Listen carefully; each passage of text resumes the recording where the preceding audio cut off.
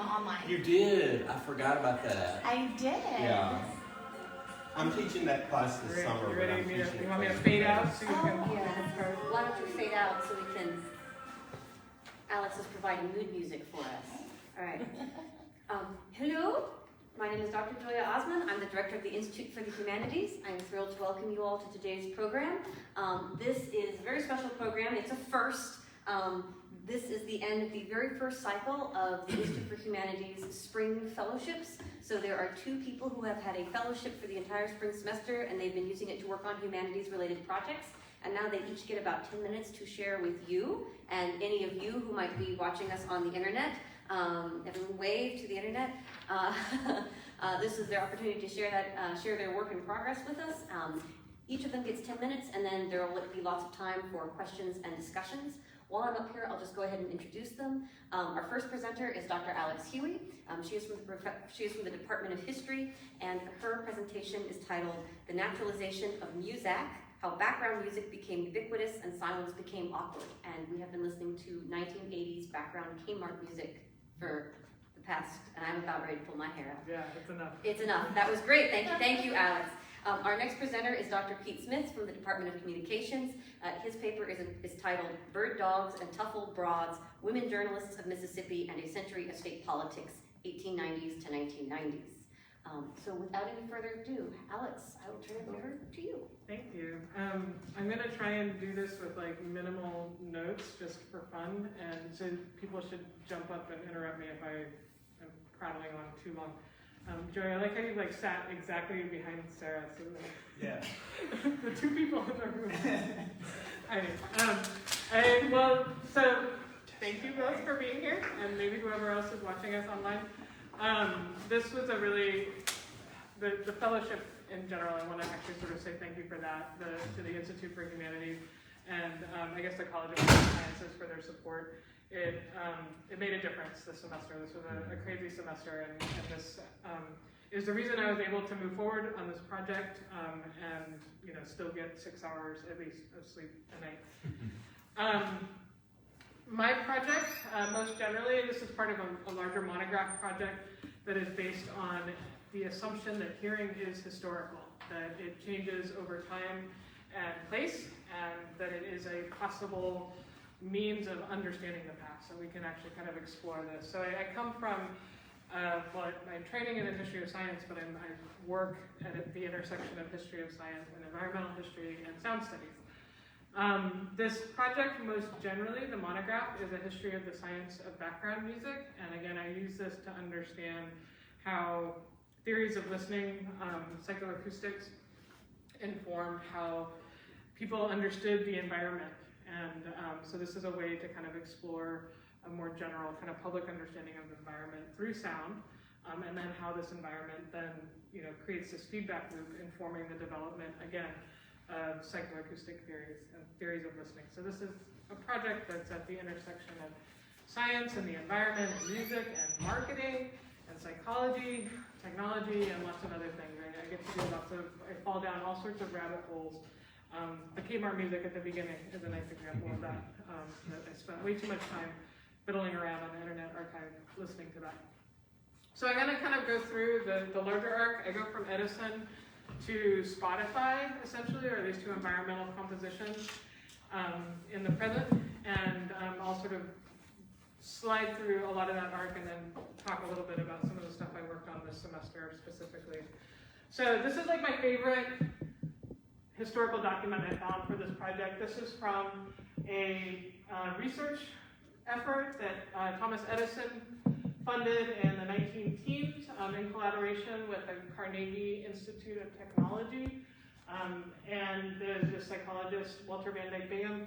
And basically, for Edison, this was very much a marketing thing. This was a way to make people think that he did science. He did science, but this was sort of to like peddle his science as a marketing thing. For the psychologist involved, it was actually a really nice way for him to do some research. And basically, they would have these mood change parties. And if we had extra time, I would like play some old Edison roll, and we could do this mood change stuff. We could have a mood change party, but we don't have time. But basically, people were encouraged to do this in the Edison shops or get together and like in their own homes. They were also doing this in like freshman site. And so you could do this as a group or by yourself, and you would fill this out. You would say, you know, the weather, what time of day, what kind of mood, and then you might stop. And you would listen to some music, and you would write out that your mood changed from one mood to another mood. And then you would list what recording it was that you listened to. You would also go back and think about what kind of music you had felt like hearing, and you could choose from these things. And then you could say what your mood was preceding the test. So you're thinking backwards about this process after you've already gone through it. So it's helping teach you how to think about it, right? It's training the people that have just done it to think in terms of my mood changed from, you probably chose some of the things here, from that to that, and then associate a specific recording with it. And so in this way, Edison is training his listeners to think of music as functional, that it can affect their mood. He's also narrowing down the possible moods to these ones that they have done a ton of testing to show they can get certain songs to create certain moods. And so he's sort of standardizing the way in which people are associating certain songs with certain moods and also attaching the Edison name. And so this is a way, this is sort of launches everything. This is when you get listeners, you're standardizing their listening, and you're also standardizing their understanding that music can be functional, that it can affect your body, affect your mind, affect your mood. This is already Edison. This is in the 19-teens. This kind of explodes, not with Edison, because his phonograph company went bankrupt, but subsequent companies start looking at this. They start applying it not just to your own listening. It's not just individuals putting on music that will make them happy or make them calm, but people playing it in factory settings to make their workers work faster or happier or both. And so here they do a bunch of studies. This is Harold Burris Meyer, who worked for Muzak. But he was a sound engineer before that. He worked in like theater sound technique. And so here they do these studies. They're showing how, once they introduced music, they had a much better sort of productivity. And here you can see over the course of a week, if they're playing music, how it affects it. The productivity. And they do lots of studies like this. They look at absenteeism and breakage and injury. Here's another, this is actually a Muzak survey. They start surveying the workers. So here again, we get this kind of feedback loop with training the workers as they fill these things out. And these are like delightful surveys in the sense that, you get, some nice demographic information. Again, you have to choose like or dislike, yes or no, right? These aren't free form like feedback, passages, but rather you have to agree that Muzak makes you nervous, that music helps relieve fatigue, or I wish the music, here's a marketing slip that they're doing, I wish the music would be stopped immediately, because it's so terrible. So again, they're sort of applying this in working settings, then they start applying it in the public sphere. So this is where we start hearing music playing in the background in hotel lobbies and restaurants, elevators.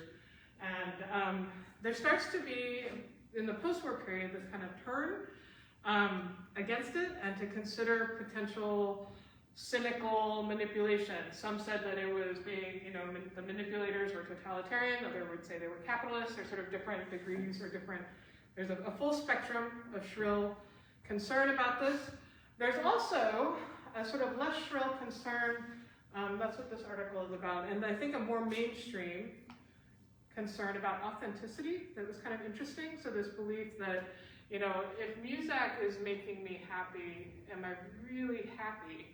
Mm-hmm. And this kind of, and then, right, in this period, and this is, I'm sliding into the stuff I was working on this semester, that kind of collapses, and there seems to be a sort of, people are fine with it, and they're able to sort of think of the affect as universal and real, and even if it is a sort of very explicit engineered affect. And there's also, related to this, so there's this dystopian concern. Here again, it's sort of ubiquitous. I have this whole, in a different chapter, discussion of the technology and the speakers, where there's speakers, there are microphones, and they're all kind of looming, like they all tilt over your shoulder. I realize that's probably just an acoustic thing, but they do, the speakers are kind of leaning over your shoulder. There's also an interest in, what's possible what is made possible by the recording and the processing technology. So, and there's a real enthusiasm for that, right? I mean, there's, science is going to save us, especially in the sort of Cold War period. This is our moment of Zen. So this is a highly engineered recording. This is by Irv Tybell. This is one of his environments records. This is a swamp at dusk. So this is entirely synthetic sound. This is from the 1960s. Tybell declares that nature is digitalized and that he can improve it.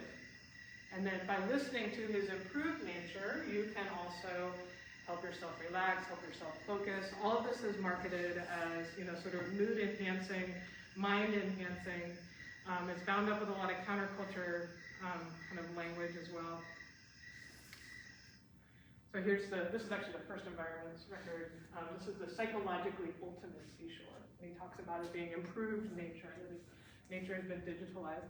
And again, so he's using, again, the technology. He uses IBM processor to edit, miles and miles of recordings that he's made.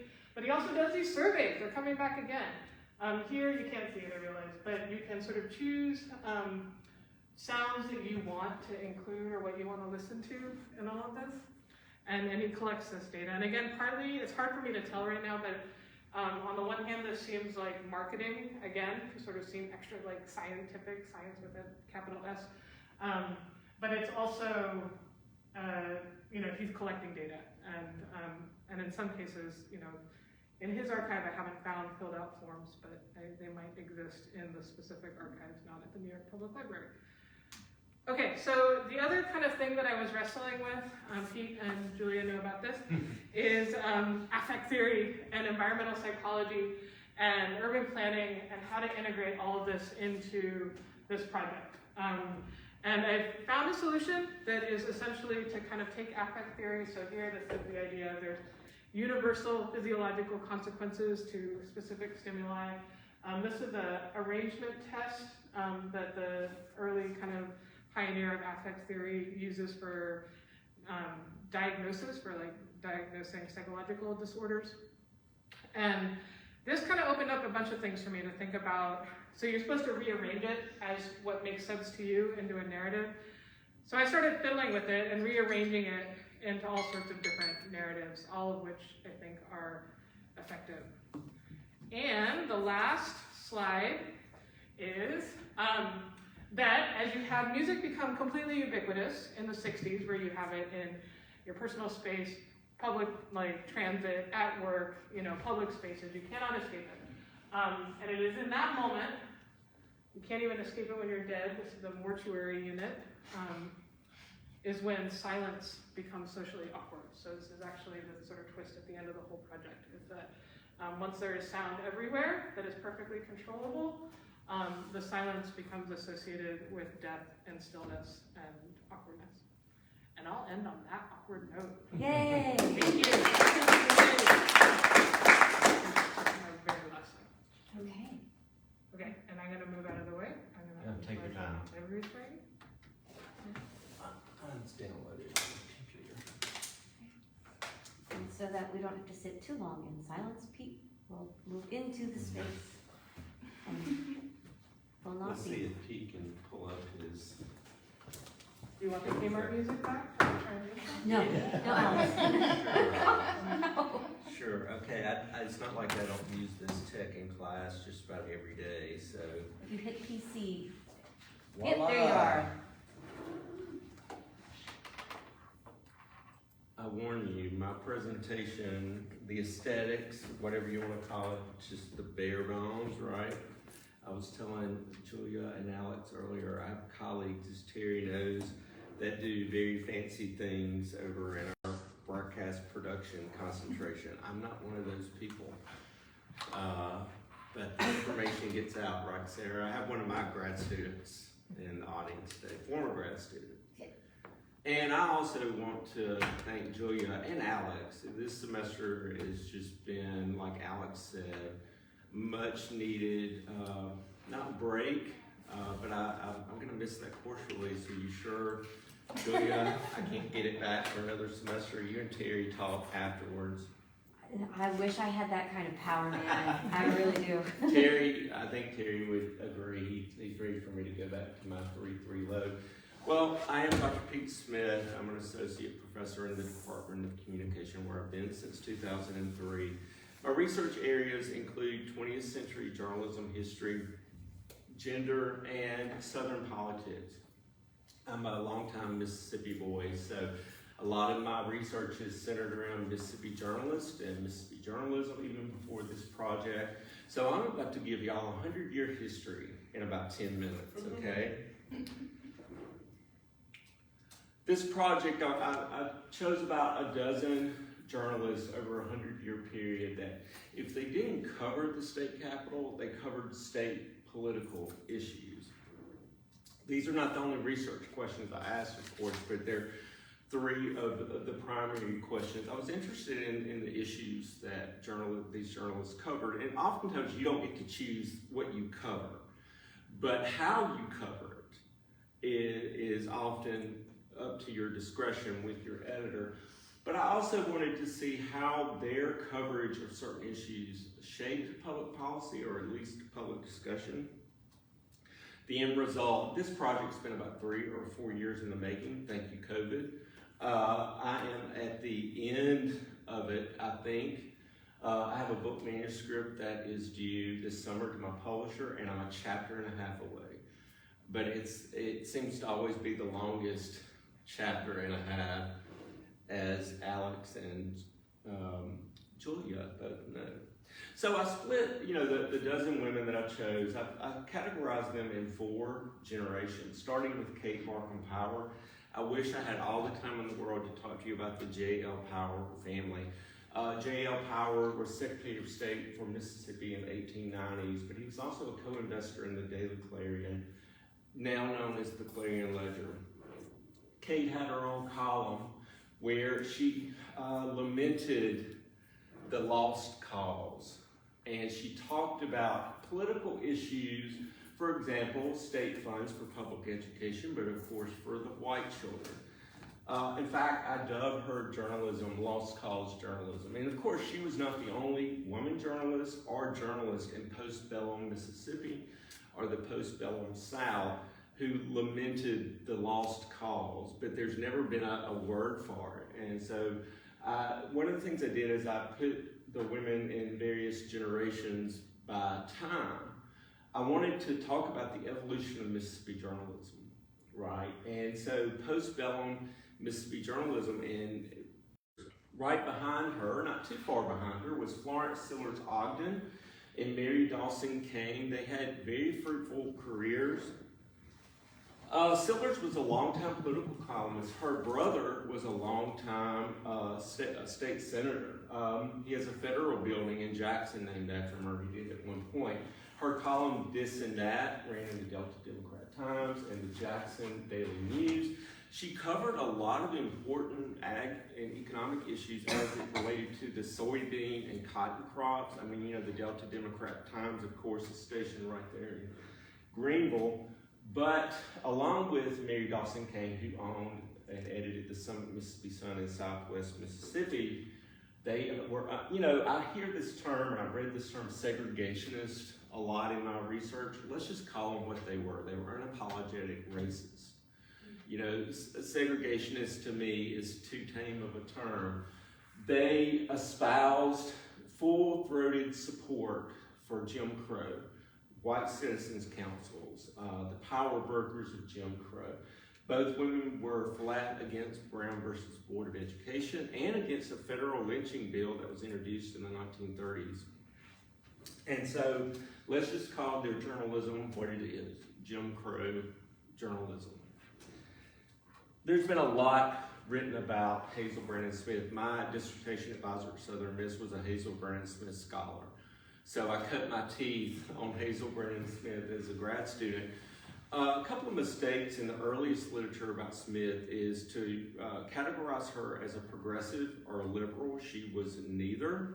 But I position her as a transition figure because, like Ogden and Kane, she was an advocate for states' rights through her newspaper, one of the oldest newspapers in the state, the Lexington, Mississippi Advertiser. She never really let go completely of her state's rights beliefs. And in fact, we had a conversation about this one day in one of our meetings. But at the same time, she and a number of other editors, all men, began to find the physical violence used against Black Americans and Black Mississippians distasteful, and they would use that word. And so she began to slowly pivot. Her biographer, Jan Witt, calls her a polarizing figure, and she is.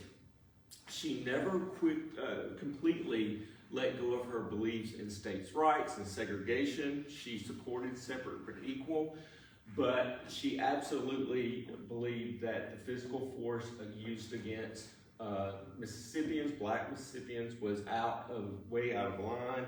She won a Pulitzer Prize for editorial writing for opining against the Holmes County White Citizens Council. And I call her a transitioning figure because she's got one foot in the Old South, but she inspires women of the New South, like Norma Fields. Norma Fields came to journalism at the age of 40 after her kids were grown, and she was the first woman to work the state capitol beat full-time for a newspaper, the Tupelo Daily Journal. She was a bullet. Thanks to Norma and her good friend Bill Miner brought attention to the idea that if state lawmakers, local lawmakers meet, they should meet in the open. And through her column, she pushed for what we now have an open meetings law. She also uncovered corruption at the State Highway Commission, now MDOT. At least one state highway commissioner served time in a federal cell because of her. She would not have called herself an enterprise journalist, but she is by definition. She worked those sources. She shoe leather to the pavement, walking the halls of Capitol Hill. If a committee was meeting at 8 a.m. to get away from her, she was there at 7:45. But she was also an activist journalist, like Jan Witt called, Hazel Brandon Smith, because she had a weekly column. And a lawmaker, and I'm paraphrasing, but he told somebody once, he said, Norma's pretty straightforward in her front page coverage, the man that we call him. I mean, she would rip people to shreds, state lawmakers to shreds. One state lawmaker kept a file on Norma Fields because he despised her so much. And then she has inspired this fourth generation. I call them Watergate babies. I interviewed every single one of these women, and they say and these are the papers they worked for, they came of age from Watergate. They were inspired by the second wave feminist movement, and then once they arrived in the state capitol, almost all of them were in awe of Norma Fields' work, and a couple of them were intimidated by her. She was a force to be reckoned with. Louisiana Governor Edwin Edwards, at a press conference in the 70s, leaned over to an aide and said, "Who that tough old broad?" in reference to Norma Fields. These women were more classically trained or professionally trained in J schools, in the techniques of enterprise journalism, and the issues that they were able to cover through either their editorial pieces or their news pieces are the type of issues we liken now to enterprise journalism. And this is just the tip of the iceberg, all I can list in 10 minutes. But their experiences were symbolic of women entering the field of journalism in the 1970s, not just in the state of Mississippi, but nationwide. But they also were living the events that they covered. Nancy Stevens worked for the Jackson Daily News, owned by the Hederman family. She was fired on the spot one day for a story she was covering and was told not to cover it. She left the building and went to the Jackson, Mississippi offices of the EEOC and filed a complaint that years later she eventually settled out of court. Last but not least, I'm not going to read all this, but here are some of the context issues and names and people that I have thrown in the backdrop. Everybody from, my favorite part of the book is when I'm talking about how the state lawmakers were hanging out at the patio bar of the Sun and Sand Hotel across the street from the state capitol. But everything from the National Women's Conference in 1977 in Houston, Texas, to Cliff Finch, Jim Eastland, Jim Crow, second wave feminism, and the evolution of journalism both in the state of Mississippi and the Deep South. And I'll end there. Yay. So, you guys have been fabulous. Each of you kept to like a very tight 10 minutes. Thank you very much. You scared me in one of your emails. Yeah. There's no way I'm going Well, over. one time I was in a conference where the stated protocol of the conference, and this was a military history conference, was to ring this giant bell. Like if the person went over it, like you were supposed to pick up this bell and start making a lot of, noise with it, which I was just a graduate student. There were very famous people there. It's just like, I can't, I'm not going to do that. Anyway. You were supposed to ring the bell. I was supposed to ring the graduate student, like who was fetching water for everybody, was supposed to ring the bell as the timekeeper, and I'm just like. Anyway, so since you guys have been so great keeping to time, there's lots of time for questions and conversation. Please feel free. We're a small group that works really well for this. And if anyone is out there in the internet watching this live, you are also welcome to ask questions. If you have a question and you're watching this online, just please put it in the comment section below the video you're watching, and the sharp eyes of John Burrow, the Institute for Humanities assistant / grown-up in the room, will relay that question to our presenters.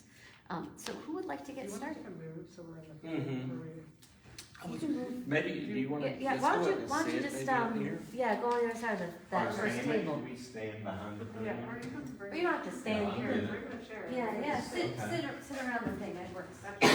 This is good, give people time to generate questions. There's such nice things in this room.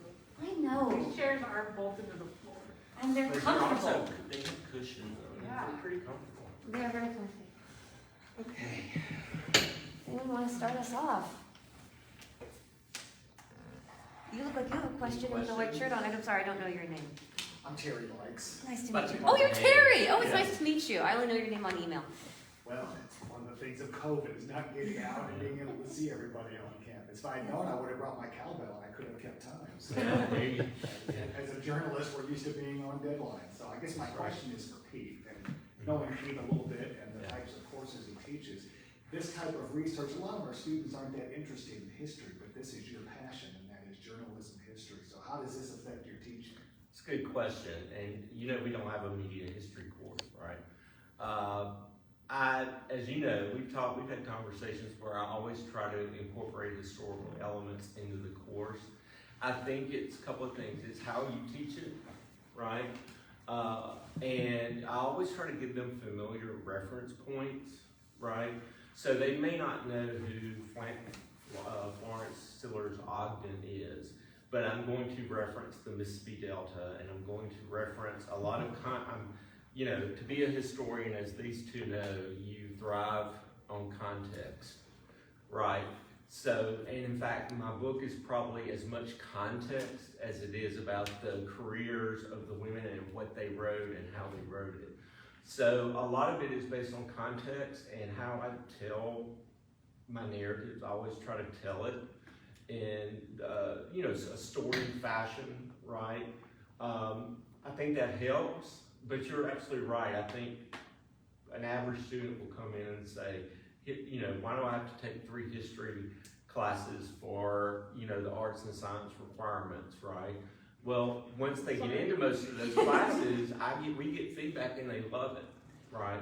So I think it's kind of changing the perception of what history is and how it's taught, and the fact that it is interesting stuff, right? Thanks, Terry. Appreciate it. I agree. I'm a history lover too, so I Yeah. appreciate both. And I remember there was a story by NBC's Bob Dotson, who's since retired and teaching at Syracuse, but he was trying to find, he met a guy who was trying to record the last silence in America. Oh, yeah. And you can probably find it online now, but it was a guy who went into the deep woods up into the northeast, or northwest rather, and trying to find that place where there wasn't a plane flying overhead or road noise or something. And so I There's a couple of movements. I mean, so it's how you define silence, right? You know, or at least sort of like, you know, music where you don't hear human impact, or sound spaces where you don't hear human impact. There's a couple groups that are, making these recordings, but then also trying to get like, you know, these spaces, these places like preserved, and to like have them designated as like, maybe not a nature preserve, but a silence preserve, as, these really unique spaces that are becoming quite rare. There's a light pollution version of it as well. They use dark places. So Alex, I'm wondering if you've thought much about relationship between music and genre. At the very beginning of the Edison survey, I took a quick picture of it because I was compelled by the descriptions of the music, like tender, weird. Those aren't genre. I mean, weird isn't a genre, but it's. But then you get to, I think there was like a 1940s or 50s survey, and it does have genres like Hawaiian and, you know, like or dislike. And so I'm wondering how, and then we get to like music or like music versions of popular songs, right? So you'd be shopping or whatever, and all of a sudden you're like, that's music, but that's the Talking Heads or whatever, you know.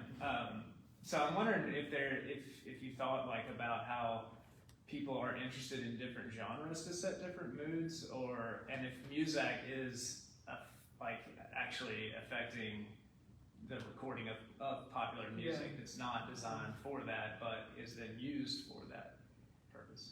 So I guess that's a long way of asking, like, is this how we get like easy listening in part? Yes, it is.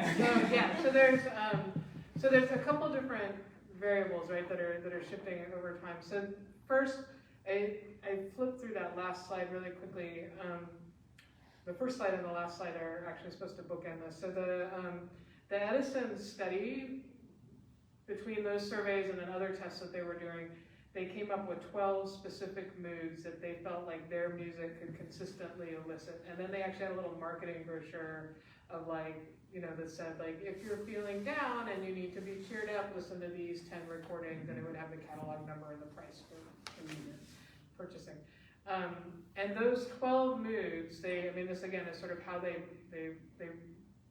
basically set up their library. This is a larger theme, so this is a new way of thinking about music in terms of mood effects. So people, the people that organize the music for silent film, they start doing it by mood, right? Because it needs to match the scenes, and rather than doing it by composer or performer and that kind of thing. Right. So you're already starting to think in terms of genre or mood. I'm kind of being flexible here. And it comes up again and again. It comes up in these surveys for workers in the 50s through the 60s. Then music also is creating channels for different types of settings. So if you're in an industrial work setting and you want a music subscription, you probably listen to channel 1. If you are in a public setting, you know, and it's like music for a lobby, you're probably going to set your music system to channel 2. So you can sort of think of, those are also genres in a way. The Spotify slide at the end is actually the 12 main moods that you can choose from, like to energize you, to chill out, to exercise, to focus.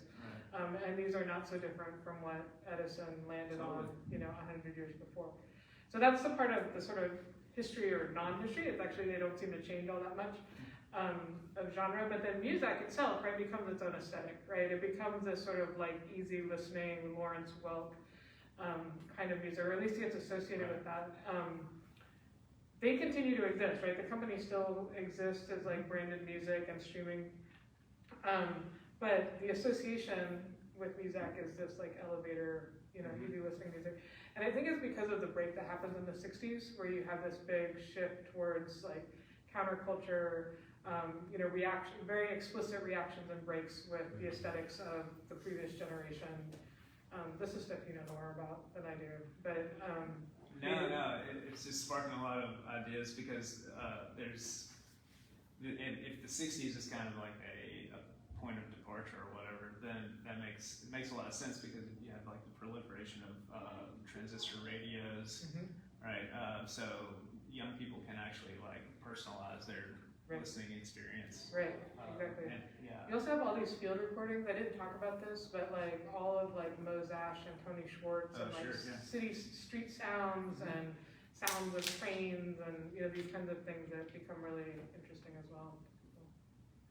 That's awesome. I don't want to follow the music scholar, but I do want to ask a question that maybe both of you can respond to.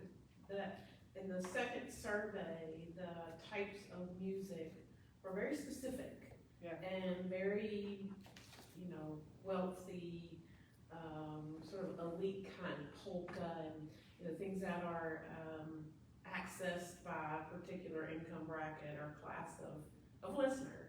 And I think you said you weren't able to get data that was collected on those instruments. Like I only seen the prototypes, right? Not the data, not the filled out ones. Right. The Edison survey, apparently they had like 20,000 like surveys returned, and I have sent the poor archivist to check like 2 or 3 different times. Like, can you just double check you don't have them? He sees your email, it's like, Yeah. But I would just be interested to know that if you went international with it, or if you went South American only, or lower income, would there be some sort of counterpart, and maybe you guys know about that had categories but not so class. So I will say that survey, I mean, so the surveys that are being done of workers are, I mean, these are working class people that are being asked. So it is getting feedback on that. And in the 40s, at least, those kinds of surveys and the music directory that's sort of choosing the playlist. So it's Muzak. You subscribe to this channel and you get this music beamed in essentially through the electrical wires. There's another subscription system where you just get sent records and you're supposed to play them. They send you a playlist that's sort of customized to your setting and to your worker surveys. So they do actually want feedback from the workers, or at least they sort of want the workers to think that they want their feedback.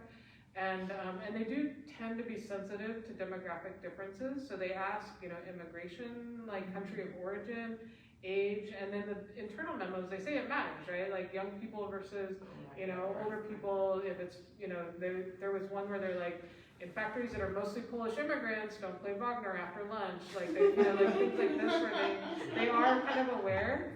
And they also are aware of like the fact that these listeners are trapped. And so they don't want to annoy them. So they actually are trying to, they only play for 30 minutes at a time. Like, you know, they are pretty careful. The question of if it would be a different story outside the US, I'm sure the answer is yes. But there's also, the US is actually one of the few places where we have so much background music. It's a very American story. There is background music. I mean, so there's music associated with work. Sounds like work was invented, right? Like there's, you know, like field hollers and like singing. There's some industrial music in, you know, Europe, but it's understood in a slightly different way and it's used in a different way. And background music in public spaces is much less common everywhere except like Japan. And so the associated awkward silence is also a very American thing. And there are other places culturally where you don't have this, you know, it's not uncomfortable to just sit quietly with someone and not talk. We had a conversation somewhat related to that in the early 1910s and teens. Department stores had their own radio stations as a way to advertise their department stores, and they would literally have the radio playing in the store, right? So that's probably why American department stores and shopping centers started playing the background music. Originally, it was meant to literally just advertise the store itself, and in between advertisements, you play some music that would keep the people lingering in the store, right? Nothing too loud or obnoxious. But, you know, Macy's in New York was one of the first department stores in the country to have its own radio station. I mean, you know, a literal radio station with call signs, and there was no DJ. It's ads for Macy's and the brands that Macy's sell. And then in the meantime, you know, I guess customers get used to having that incorporated as part of their shopping experience, right? So then you start to pipe in, if not Muzak, then something. Some other word, yeah, there's lots of Yeah, different you know, companies. so if it was it's music that was probably popular at the time, but not anything that's gonna, blare so loudly or be so obnoxious that people are gonna wanna hurry, right? And so I think that's maybe part of the answer too, as to why, or to your point, why background music is more of an American experience. It was commercialism, partly, you know.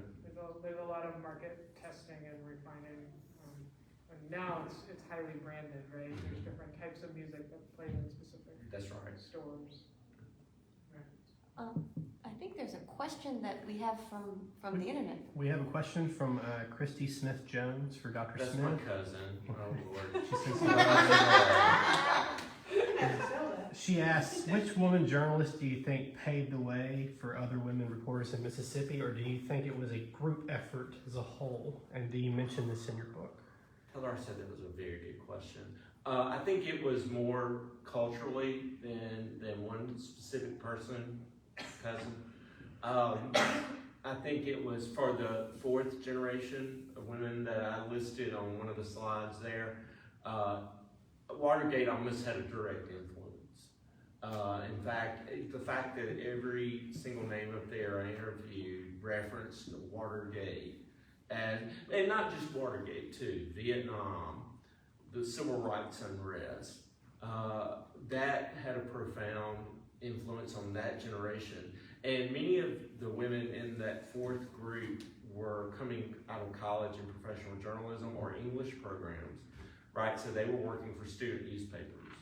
The Cornell Daily Sun, Elaine Povich worked for, Joanne Klein worked for the student prints down at Southern Miss, and they covered what was going on campus. Southern Miss students had a student demonstration where they marched to the president's house in response to the shootings at Jackson State in May of 1970. So I think it was more cultural influence. Now, as far as the other women, I know Norma Fields, it was more of a pragmatic thing. Her husband was in the Air Force, he retired. When he retired, their income was cut in half. So she goes to work as a stringer for the Tupelo Daily Journal. She has to call, her sister's a stringer for the newspaper in Birmingham. She has to call her sister to basically say, hey, what the hell do I do here? I mean, what am I doing? So there are multitude of reasons. I will say this, there are a couple of women in that fourth group that once they met Norma Fields and spent time with her, she was absolutely an inspiration to them. And she was the title of my book, Bird Dogs and Tough Old Broads, is both of those titles are in reference to Norma Fields. One because Edwin Edwards called her, who that tough old broad, and Bill Miner, who covered the Mississippi state government for almost half a century for the Times-Picayune, said in an interview that Norma was a bird dog, that she would bird dog these state agencies, and she would go to committee meetings that nobody else wanted to go to, and she would read reports that nobody else wanted to read, and 6 months later, the world would blow up because she, next thing you know, a state highway commissioner has been indicted for fraud.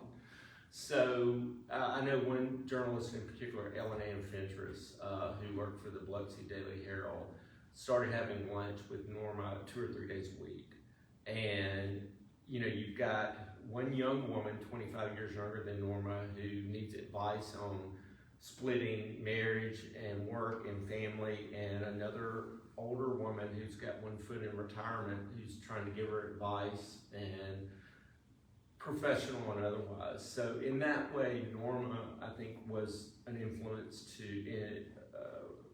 these women. Once they got to the state capitol, they followed her lead on how to cover the state government, how to not just sit there like a knot on a log in a press conference. I mean, Ellen Ann told me a story.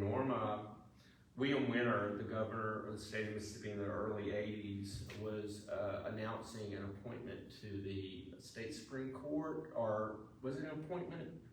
I can't remember, because I know now they're elected, but I think at one point they were appointed. But anyway, and he's talking about that, and she raises her hand, and she says, I cannot believe that in this state, and all the women in this state, you could not find one woman to even consider. It wasn't even a question, it was a statement that she would say of fact that completely put him on the defense. And Ellen Ann is in the room, and I think a couple of other women were in the room, and they're just like, you know, that's what I would like to be. And that's who I wish I could do that in the way that she does it. It helped that she was older. She was in her 50s, early 60s. So she was of that generation of women that survived the Depression and the Second World War. She had traveled the world with an Air Force husband and just had little patience for small talk and how do you do's and pats on the back or the butt that often happen to a lot of these younger journalists. And so she, I think, Christy, to circle back around to your question, I think of the women listed, Norma had probably the greatest influence on the fourth group of women, but Hazel Brandon Smith was an inspiration to Norma Fields. In fact, the introduction of my book is a story about Norma walking into the offices of Bill Miner, who owned, at that point, an independent newspaper, the Capital Reporter. She's there to pick him up so they can go to the funeral of Hazel Brandon Smith's husband, who was a hospital administrator who had just passed away. And Ellen Ann is working there. She's a recent graduate of Mississippi College. This is her first job. She meets Norma there, and she just said, she already knew who she was. But in that same narrative, I talk about a little piece of an interview that a colleague of ours, Larry Stroud, he interviewed Norma Fields before she died. And she said if she had any regrets in her career is that she didn't go to Lexington, wherever Smith was living in the 70s, and interview her. So she absolutely felt that the work of Smith was important, and she thought that she wanted to be, in many ways, Hazel Brandon Smith. Risky job, but get the info.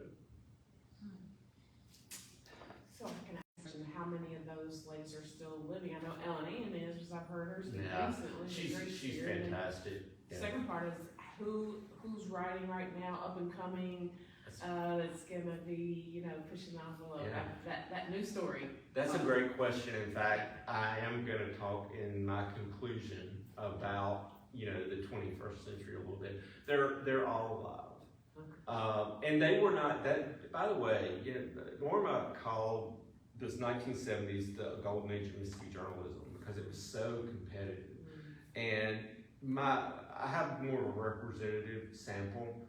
I contacted more women than the ones that ended up being a part of the sample, but they either, they declined because they actually felt uncomfortable being the subject of the story. But they're also really busy. Ann Hoy is now working administrator at the National Science Foundation. So for all of those reasons, it ended up being the names there that, but they're all alive. Most are retired, some still write on the side. As far as the backing of your question, Donna Ladd, who is co-editor or editor of the Mississippi Free Press, and a friend of mine, I think, is doing what I've told Donna several times, you and Norma would have gotten along like two thieves. But also one of our graduates, Anna Wolf, what she is doing at Mississippi Today is exactly the kind of journalism that Norma Fields and Bill Miner did, right? And I do talk about their male colleagues, Bill Miner, Andy Reese at UPI, who was the boss for Nancy Albritton and Elaine Povich at UPI. It was a very competitive era of journalism, and I think Anna Wolf and Donna Ladd that in their journalism, it is honest to goodness enterprise journalism. You're working those sources over several weeks and months, right? And you are carefully putting the pieces of a story together in a long form journalism way, right? These women wrote both. They wrote 3 different types of journalism. They had the basic articles that might hit the front page, that might begin in paragraph 1 and end in paragraph 6, maybe a continuation of that story in the following days. But Joanna Newman, I think, was the one who wrote, no, Joanne Klein wrote a 10-page expose on the living conditions of farmhands in the Mississippi Delta in the 1970s. Ray Hederman, who took over the Clan Ledger from his uncle and father and really turned that paper around in the 70s, printed a separate circular for that story. So they were writing long-form journalism, they were writing editorial pieces, they were, and that's what we're starting to see with like the Mississippi Free Press and Mississippi Today. And it's good old-fashioned punch-in-the-mouth journalism that's holding, and that's really what enterprise journalism is about, holding people accountable, those in power. And so the back end of your question, that's just 2 off the top of my head, and I know I'm missing some, but that's the 2 I've come up with that I know I'll be speaking about in my conclusion. Go ahead, John. I had a question for Dr. Huey. You talked about the feedback loop of the shaping of music from the people who are listening to it. Do we see music shaping like building structure and public spaces as to accommodate or better amplify music or anything? Oh, that is a fascinating question.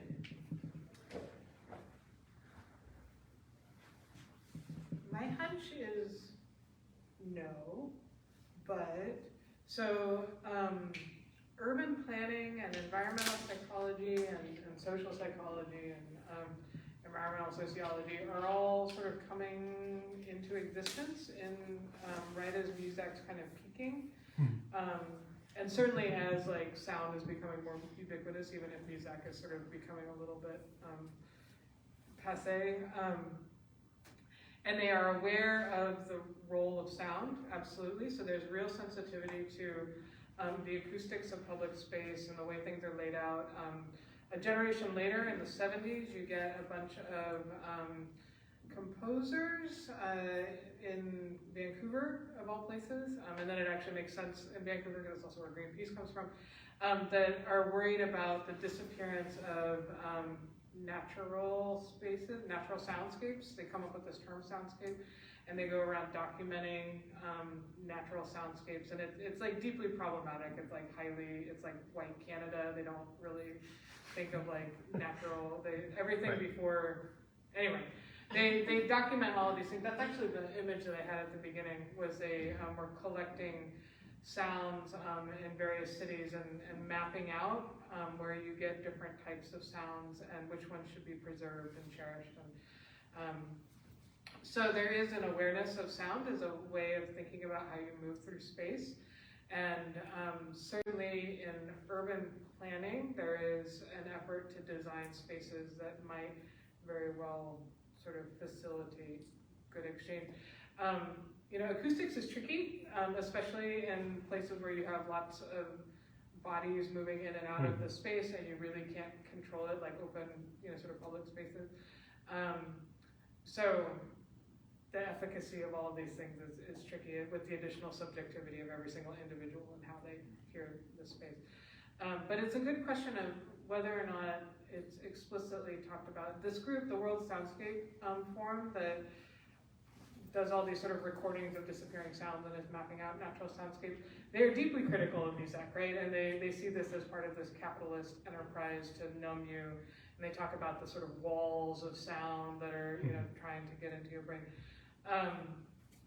And ultimately, so R. Murray Schafer is sort of their leader. He recently passed away. they kind of relax in some of their theorizing later, but he ultimately comes to this position that the way that you subvert Muzak and you beat it is to listen to it, and that to listen to background music is your way to kind of cut through and be attentive to your space, I think. And he doesn't quite say it explicitly, Right. but that you need to attend to background music as a way to like be present, right, and to fully engage with the soundscape. So there become all these ways to subvert and push back against, you know, what this sound is ultimately trying to do to you. Yeah, that's a good question. I had two going for each of you guys. So I was intrigued by the title of your book because of our interest too in amateurs and how important representation That's right. as well matters, but being teaching cultural geography, the angle of how influential women can be in politics and culture throughout history. And so you gave me a lot of new examples to be able to use as well. But that was just interesting to see the title, but also to see how that ties into just the historical movement of when, you know, either women have or see others that, in this case with the journalism, starting to stand up for different things, but then also throughout history.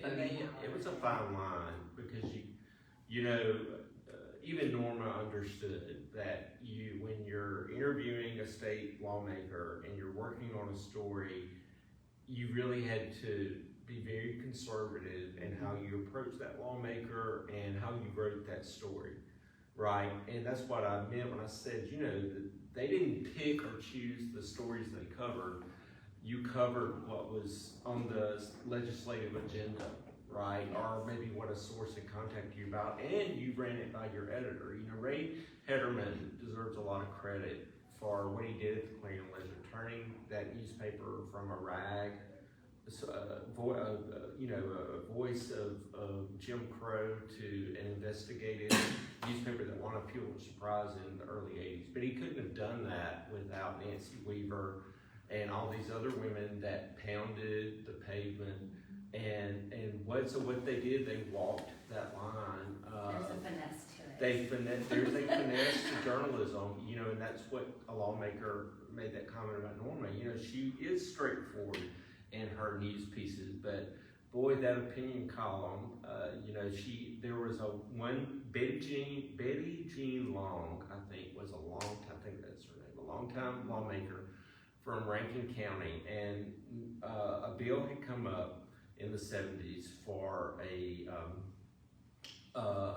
group of women's shelters, right, to house abused women, it's low-income women, and Betty J. Long voted against it. And on that occasion, Norma probably broke the plane. You know, she was really ticked at Long for voting against it. And she also said she could have choked Evelyn Gandy once when Evelyn voted against the ERA as lieutenant governor. But every once in a while she'd break the plane. She wouldn't in her coverage of the women's shelter. But there's this blistering column that she wrote following that vote. And she said something to the effect that it's ironic, or maybe not so ironic, that Long would veto this type of necessity because she has more gold around her neck than Fort Knox. You know, she just was unapologetic. And the tough thing is, then you have to go back, you're gonna see this lawmaker again. and so you have to, and they have to, you know, there was a decorum to it. The lawmakers knew that if they took the time to speak, that they were going to be magnanimous, or they were gonna avoid her like the plague. But behind the scenes, as she was typing away her column, they were keeping files on her. They were, you know, just doing anything they could to tarnish her reputation. First as a woman, right? Because that matters, right?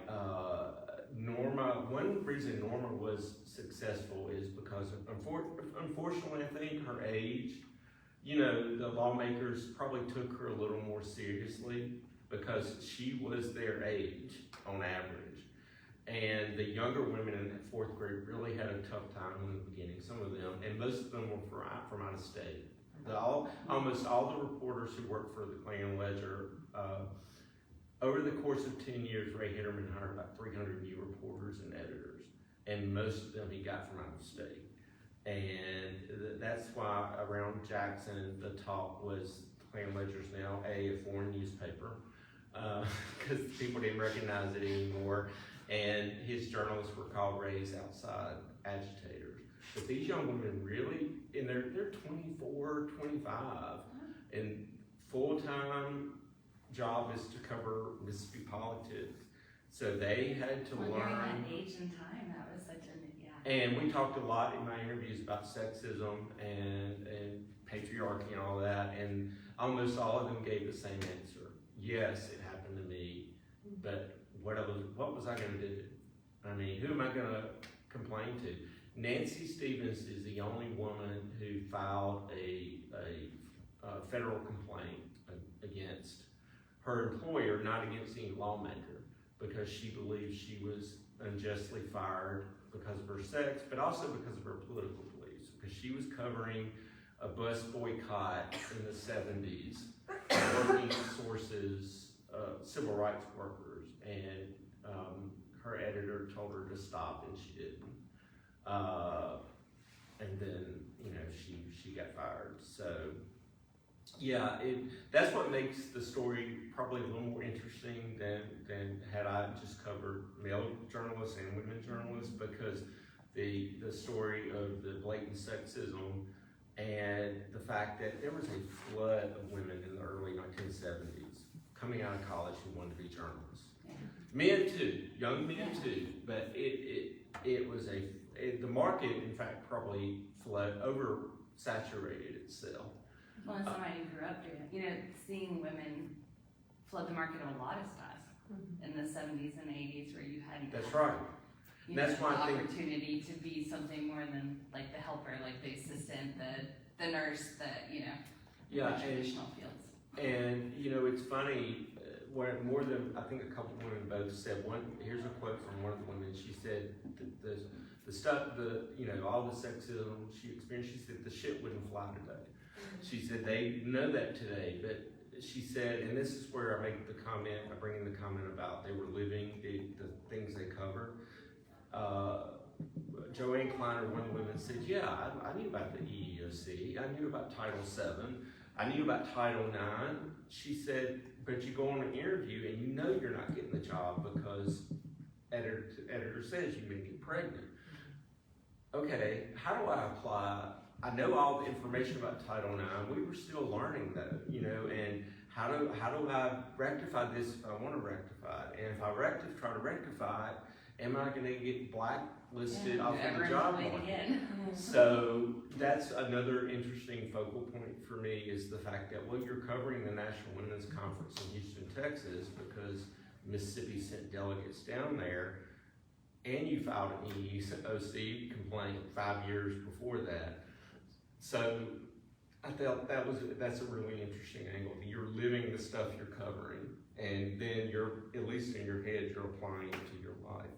Especially in Mississippi. I mean, Yeah, I'm not and native, but Mississippi, knowing that deep South history of, and almost all the women expectations for said they loved it here. They absolutely loved it here. They loved it because it was always a good story somewhere, but they loved it because of the experience.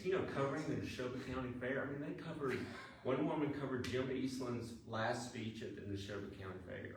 So I think Julia's telling me it's time. I am. So I have a question. Yes, this is the last question for Alex. So we are coming to the close of our time.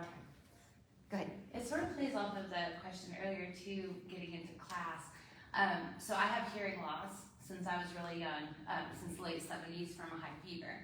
And I never knew until my 30s, however, when I had a really good hearing specialist, that your music can first off be determined by, like if you lose hearing in one ear, it can affect your ability to either enjoy music, understand music, pick up music, and then one ear is more language-based. So I lost my hearing in my language-based ear. but I've always been able to pick up tunes and remember music and things, things that I had never really noticed until this hearing specialist told me. But I also taught in a very low income area, and that's where that comes in, that background noise, that many of our students, that we would play classical music, and it was only classical or classical music sometimes, that would, to try to help with focus. Because many people, and it's not just low income, but when they come from an area that has a lot of background noise all the time at home, they can't focus when it's really quiet and you're trying to have them do test taking or other activities. So I didn't know if you had seen anything like that in your research about, I know you said like to help people concentrate, but specifically people coming from very active environments needing to then focus. I haven't come across that specifically, but it wouldn't surprise me if there was lots of studies of that. And it's interesting, thinking of, the choices of the type of music that's played also. Yeah, we made sure there were no words. That was something we So that gets standardized. That's sort of accepted knowledge by the 50s. And then it has to be, sort of certain instruments and like not too much of an intro and this kind of thing. And so music to focus to is, Muzak actually kind of is able to, they think they have determined what that is. But of course, these things are always shifting, right? And like, as culture is shifting and people's needs, and then certainly the world is getting noisier, in no small part because of background music. So yeah, you then have to accommodate that, right? And so you get this looping that starts to happen. Reacting to the previous generation of listening techniques, but then also sounds themselves, and so it becomes its own kind of motor through time. This is only slightly related, but I went down a small rabbit hole. I don't know exactly if this will fit into the project, but looking at music as a deterrent, so how to clear spaces. And so when I was in grad school in LA, down the street at the 7-Eleven. They used to play really loud Italian opera to keep people from milling around in the parking lot. And this was like a technique that was like, is fairly common now. They'll play, music in public parks late at night to keep people from sleeping there. It's really problematic, right? But it's also the assumption that like the people that mill around in the 7-Eleven parking lot aren't going to like Verdi, so and it's probably it's more about the decibel level, but it's also assumptions about taste and so it's sort of there's lots of different directions. Well, that's right. Well, we will end there. Let's have a round of applause for our fellows. They've done a great job sharing their research. Briefly.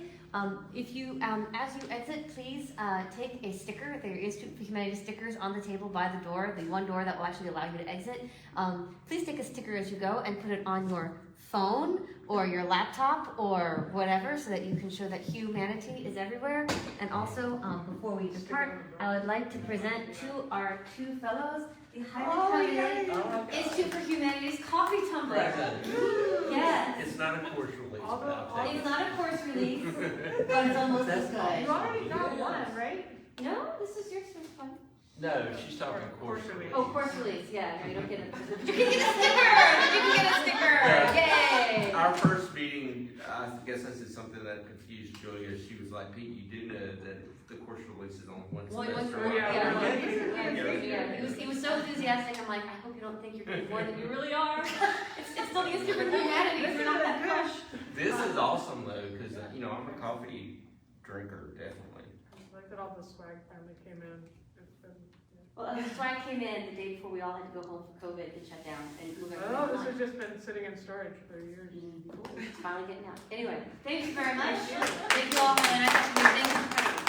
Are we